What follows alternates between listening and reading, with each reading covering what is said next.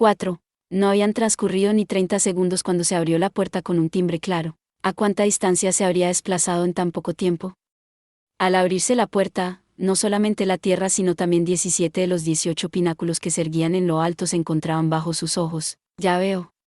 Estoy en la cima de la torre central. ¿Habrían arrojado antes el cadáver desde allí? El hall del mirador más alto de la torre central tenía forma de rosquilla, con el ascensor en el centro, y no era posible ver todo el paisaje desde ese punto. Sin bajar la guardia en medio de la oscuridad siniestramente quieta, Abel dio un paso en el hall y se quedó rígido. Había alguien delante de sus ojos. Era un hombre enorme, con una cicatriz en la mejilla. Su uniforme de combate y su forma de blandir un largo sable militar con las manos mostraban que era imposible que fuera un simple civil.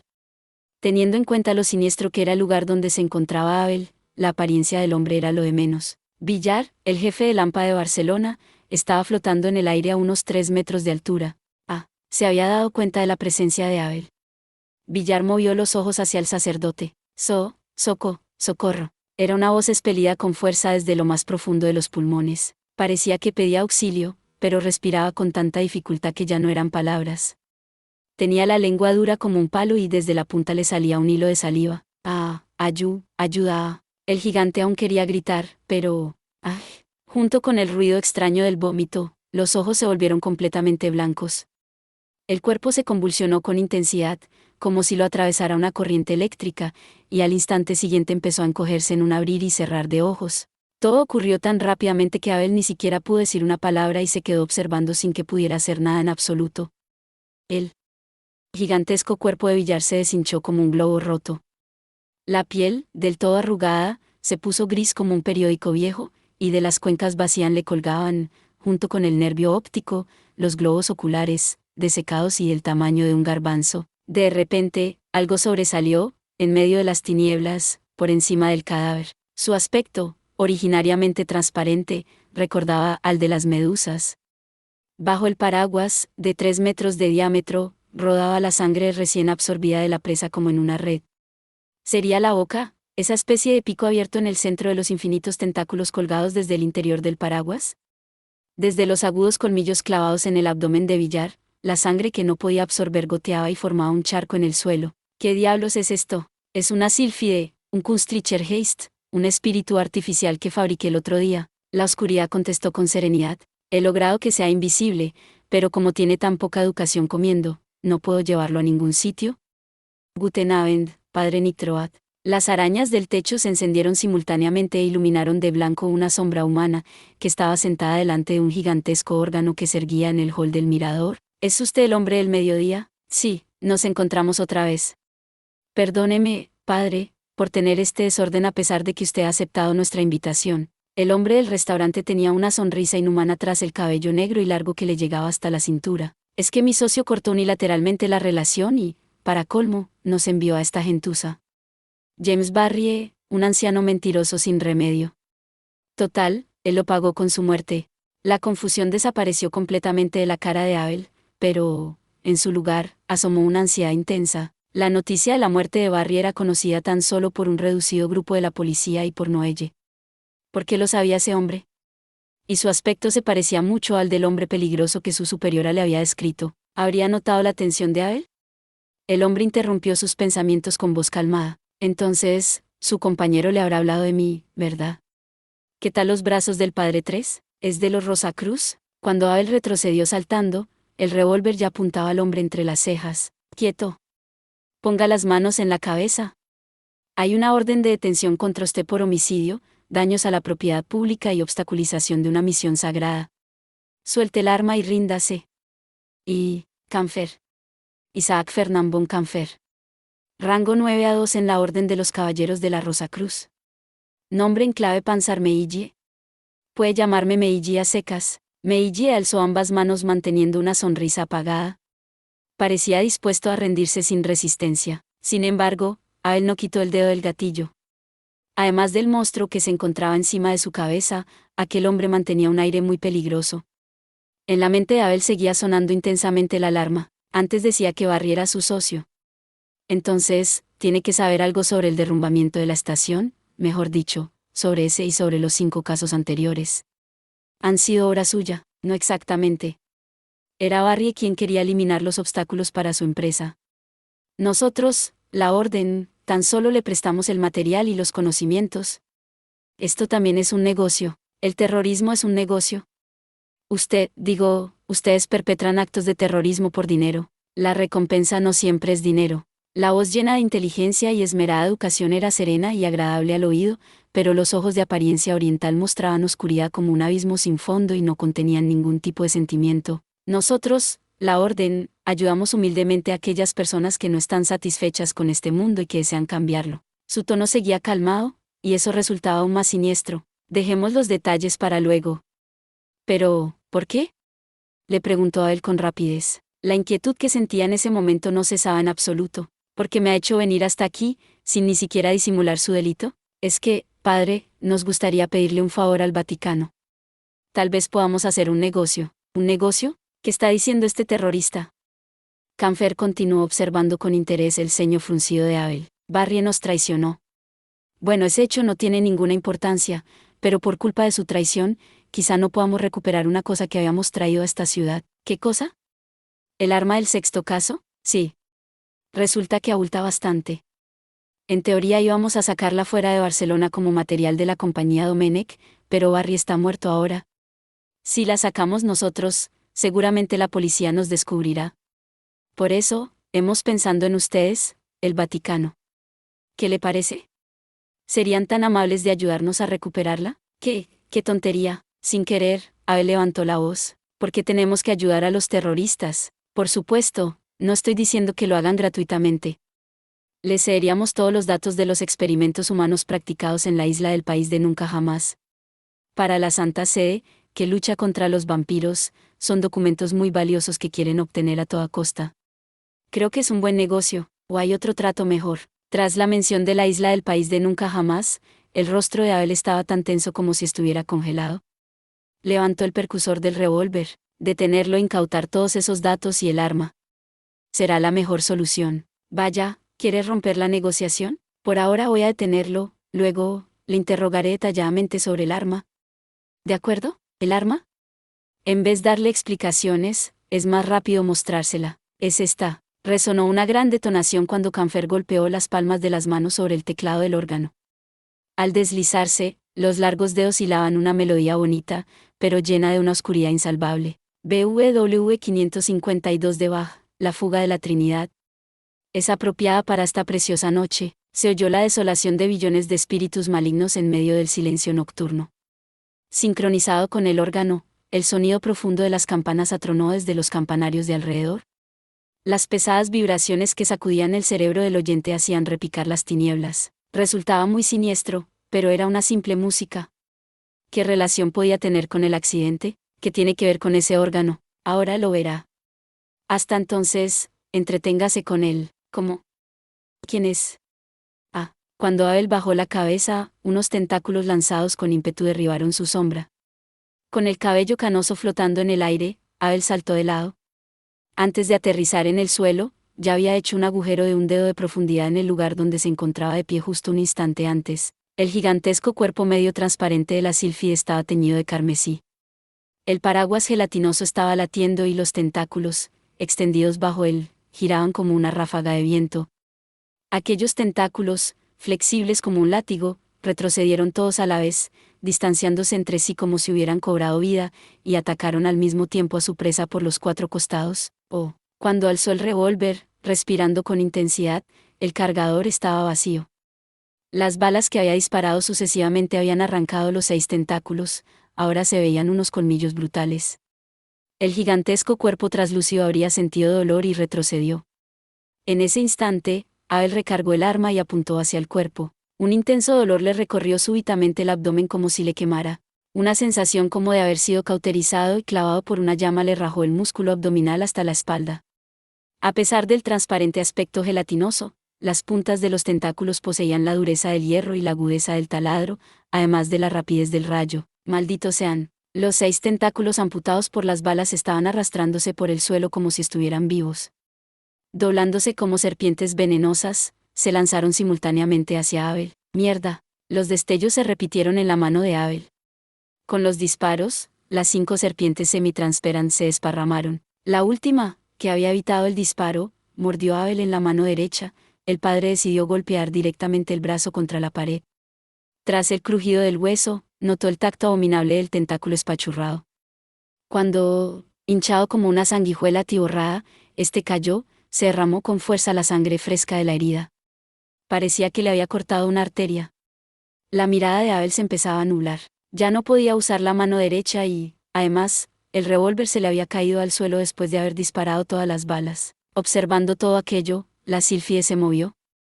Los flexibles tentáculos se enrollaron con facilidad en ambos brazos de la presa para impedir cualquier movimiento. El pico con los colmillos bajó sobre el cuello de Abel, que ni siquiera podía moverse. Lo que vibró en el aire en ese momento no fueron los gritos del sacerdote. Fue el rugido de la sílfide, cuya cavidad bucal fue atravesada por el sable que se encontraba tirado en el suelo, y removió el aire nocturno con ondas imperceptibles para los humanos. Lo he conseguido. Sin embargo, el padre, que había golpeado el sable con el pie en el momento propicio, no tuvo ni tiempo de gritar de entusiasmo. El gigantesco cuerpo de la sílfide cayó muerto directamente sobre él. Intentó retroceder de inmediato, pero los tentáculos se lo impidieron. Cuando la enorme gelatina se desplomó sobre el suelo retumbando, la mitad inferior del cuerpo de Abel se encontraba debajo de ella. Se oyó el siniestro ruido de cómo se le rompían los huesos de las piernas. ¿Se encuentra bien, padre? Abel ni pudo contestar a la pregunta que, desde el órgano, le había formulado con tanta calma el terrorista. Sobrepasado por el intenso dolor, le desapareció la sensibilidad de las piernas. Mierda. Mientras que el religioso estaba malherido, su contrincante no tenía ni un rasguño. Aunque hubiese estado en la mejor condición, ni siquiera estaba seguro de poder vencer a alguien como él, que se había burlado de Ganslinger. Canfer no dejaba de tocar el órgano. Tal vez quería demostrarle que estaba muy tranquilo. Fue entonces, cuando oyó un débil sonido junto al oído. «Oye, Abel». «Hola, hermana Noelle», contestó Abel, intentando mantener a toda costa la voz serena, a pesar de tenerla ronca. «¿Qué es eso de cortar la radio de repente?» «¿Ocurre algo?» «Te noto rara la voz». Nada. «¿Será que la radio no funciona bien? Si era inútil pedirle auxilio, ¿para qué preocuparla?» Pese a las gotas de sudor frío, Abel disimuló la voz con todas sus fuerzas, tratando de que pareciera calmada. «Pero yo te oigo bien». «No te preocupes, estoy perfectamente, de verdad. Es que intentas hacer lo imposible. Entiendo que no quieras preocupar a los demás, pero eso me preocupa más todavía». Noelle continuaba con el tono de una hermana mayor. Parecía que no se había enterado de lo que ocurría. «No hagas nada que no puedas hacer sin ayuda externa, Abel. Todos estamos contigo. Además, yo también. No intentes hacerlo tú solo. Tendrás mi apoyo, gracias. No voy a hacer tonterías, así me gusta. Y lo que te comentaba antes, he encontrado algo interesante en el despacho del presidente. Es un plano de la iglesia abandonada. Yo no lo sabía, pero la compañía Domenech adquirió la Sagrada Familia, utilizando una empresa ficticia. ¿Tú conoces la Sagrada Familia? Es ese edificio grande que está en la zona cerrada. En el otro lado se oía un sonido susurrante, tal vez estaba pasando las páginas del documento, y aquí empiezan las cosas extrañas. Barry hizo una gran reforma en la catedral. Cambió las campanas de los campanarios por otras especiales, construyó una pared nueva para efectos sonoros. ¿Por qué lo hizo? Para convertirla en una oficina central, no era necesario encargar campanas nuevas. Algo le rozó la oreja a Abel. El religioso seguía con la mosca detrás de la oreja. ¿Cómo podían haber derribado el edificio de la estación sin utilizar ni explosivos ni cañones? Algo invisible e inaudible. Vaya. Ahora caigo. Gritó Abel, atónito, mirando hacia abajo, a los campanarios. Las 88 campanas de los campanarios que rodeaban la catedral estaban controladas eléctricamente según la escala musical y se podían tocar como un piano. La disposición de los 18 pináculos que componían la catedral estaba calculada para amplificar el sonido de las campanas. Es decir, la Sagrada Familia era un enorme instrumento musical, un edificio para ser escuchado. Si hubieran realizado algunas modificaciones en esas campanas. «Noelle, sal de ahí», Abel dio un grito. «¿Podrás salir a tiempo?», le invadió una lúgubre desesperación. No podía perderla otra vez. «Noelle. Estás en peligro. Un momento. Hay otro plano. No fastidies, este edificio es, da igual. Sal ahora mismo». «¿Cómo puede ser? ¿Por qué está este plano aquí?» «Escucha, Abel. Ahora, La voz de Noelle se cortó de pronto en medio de un ruido, y no reapareció. ¿Noelle? Abel la llamó no para que siguiera informándole, sino porque estaba muy preocupado por ella. El silencio le inquietaba tremendamente. ¿Qué ha pasado, Noelle? Pero por el pendiente no llegó ninguna respuesta. Aunque ella hubiera estado callada, tendría que haberse oído su respiración o los ruidos de alrededor, pero no se oía absolutamente nada. Noelle, contesta. Con el corazón encogido por un mal presentimiento, Abel sacó la voz temblorosa y ¡pum! Se oyó un sonido bajo desde más allá de las sombras. ¿Una explosión? No, algo tremendamente gigantesco había caído al suelo. Una blanca nube de polvo se había levantado en la zona que concentraba los edificios de los bancos y las empresas comerciales, al oeste de la ciudad. En medio del humo, un alto edificio gris se estaba hundiendo como si ya no soportara su propio peso. Todas las materias poseen un determinado número de vibraciones. Se llama frecuencia baja, una frecuencia mucho más baja que el nivel audible. La voz de Meiji era muy calmada. No parecía en absoluto la de un asesino que acaba de arrancar la vida a cientos de personas en aquel edificio, el edificio de la compañía farmacéutica de Domenech. El ruido silencioso introducido en estas campanas es una frecuencia baja del sistema de derribo introducido por resonancia y conduce a todos los edificios del objetivo hacia la destrucción. Todavía estamos en fase de pruebas, pero ya se ve un resultado bastante bueno. Ah, por cierto, el sistema campanilla es un spin-off, un derivado de este. Oh, la amable explicación no llegó a oídos de Abel, porque no había terminado aún el espectáculo que tenía lugar ante sus ojos. Como contagiados por la caída del edificio de la compañía farmacéutica Domenech, los dos edificios contiguos empezaron también a desplomarse. Mientras se derrumbaban, la iglesia que había al lado se hundió levantando una nube de polvo. Hundimiento. Destrucción. El humo blanco se extendió por toda la ciudad nocturna como gotas de leche caídas en el café. El puerto, la catedral, el mercado, las avenidas, las chabolas de los pobres y las mansiones de los ricos.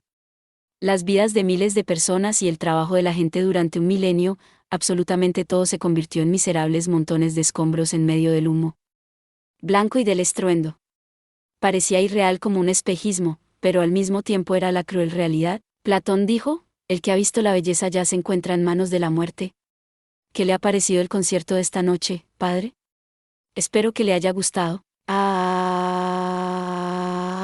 Ante la reverencia respetuosa de Meiji, respondió con unos gritos aterradores, maldiciendo al mundo, y un abrumador humo de sangre rajó el aire. El gigantesco cuerpo de la sílfide que cubría al sacerdote se reventó hecho añicos.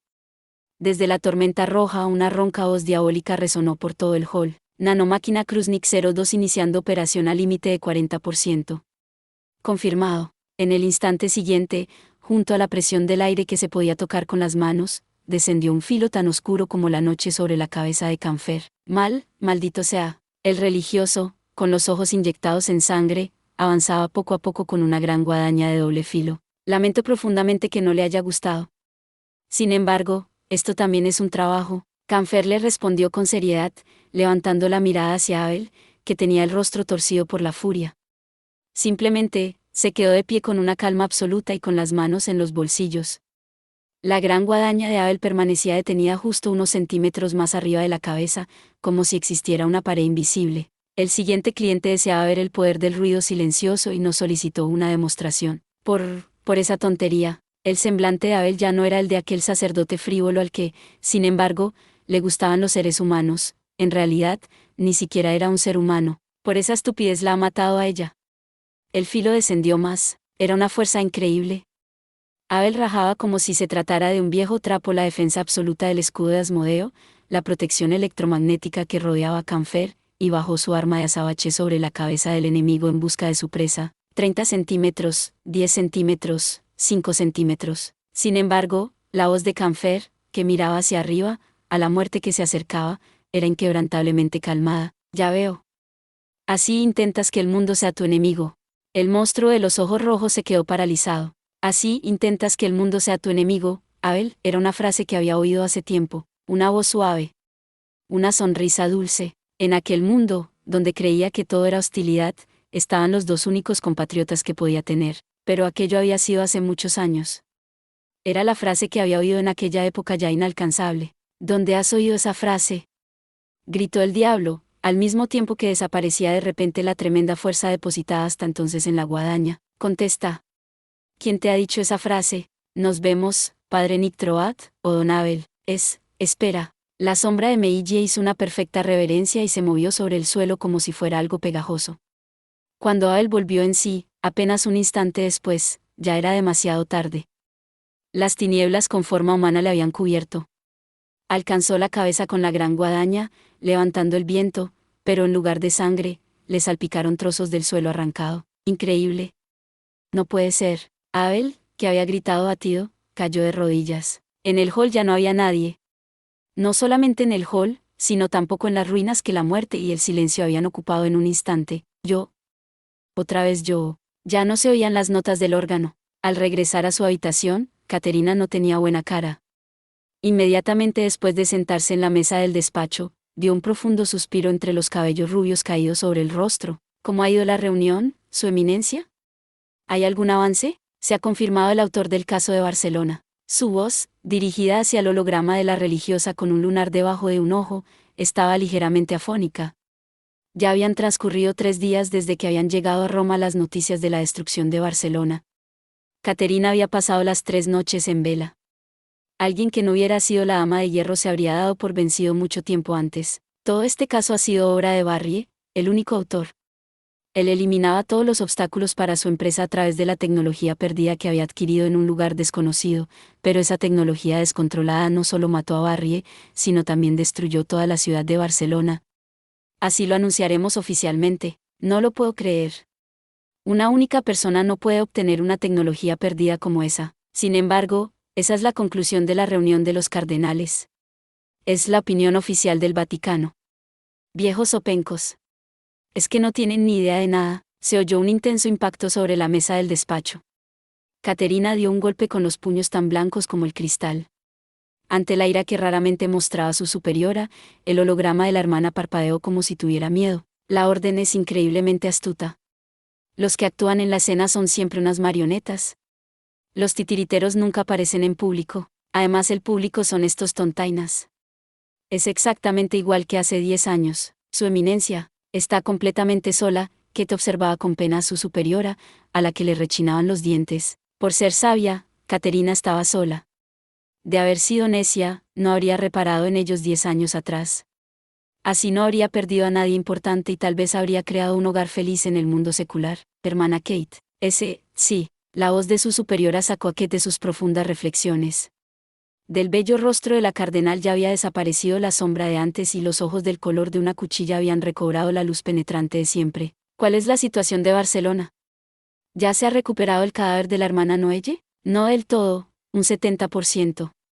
Sufrió tanto daño que, tardaremos más tiempo. Meterles más prisa. Tenemos que averiguar qué fue lo último que encontró. Sí, Su Eminencia. Voy a transmitirles su orden. Menor que la catástrofe de Barcelona será tan solo el primer acto. Ellos ya habían anunciado el siguiente acto de terrorismo. Además precisamente tenía que ser, mayor que. Caterina se levantó de la mesa, después de comprobar que, tras hacer una reverencia, el holograma de la monja había desaparecido de repente. Apoyándose en el marco de la ventana, contempló el paisaje desde detrás del monóculo. La preciosa cúpula de la basílica y la concurrida plaza recibían los dulces rayos del sol de principios de verano. Las hileras de casas elegantes que se extendían más allá estaban completamente rectas y llenas de serenidad. Aquella ciudad de perfecta belleza y total armonía era la ciudad más cercana al cielo. Por eso es tan frágil. Roma, la ciudad más grande del mundo, se adormilaba tranquilamente bajo un momento de paz, sin oír el murmullo amargo. Eso es todo por este video. Espero que hayas disfrutado de la narración de esta emocionante novela web o ligera. Si te gustó el video y quieres ver más contenido como este, te invito a que te suscribas y le des me gusta al video. De esta manera, me ayudas a crecer y a seguir compartiendo historias emocionantes contigo. No te pierdas ningún video más. Gracias por tu apoyo.